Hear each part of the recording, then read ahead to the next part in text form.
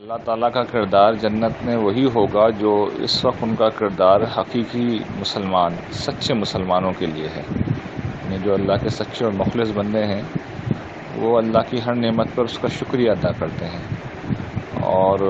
اس کی قدرت اور کمالات کو دیکھ کر اس کی پاکی بیان کرتے ہیں۔ تو جنت میں بھی ہر لمحہ اللہ تعالیٰ کی کوئی نئی قدرت ظاہر ہو رہی ہوگی اور اللہ کے بندوں کو کوئی نئی نعمت مل رہی ہوگی۔ تو جب اللہ کی کوئی قدرت یا کمال ظاہر ہوگا تو وہ سبحان اللہ کہیں گے،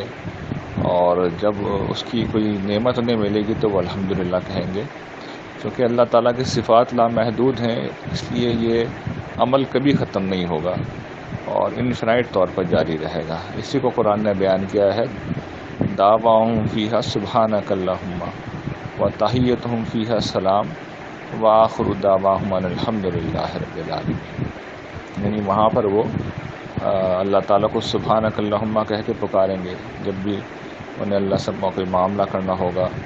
اور ان کی ہر بات جو ہے الحمدللہ رب العالمین پہ ختم ہوگی۔ تو سلامتی ہوگی، وہاں پر نعمتیں ہوں گی، اللہ کے جمال و کمال کی دریافت ہوگی، اور اس دنیا میں اور اس دنیا میں کیا فرق ہے اس کے لیے قسم اس وقت کے آخر میں نے اس کو بیان کیا ہے، نائمہ عبداللہ کے درمیان ایک مکالمہ ہوا ہے، ہو سکے تو اس کو پڑھ لیجیے گا۔ اللہ حافظ۔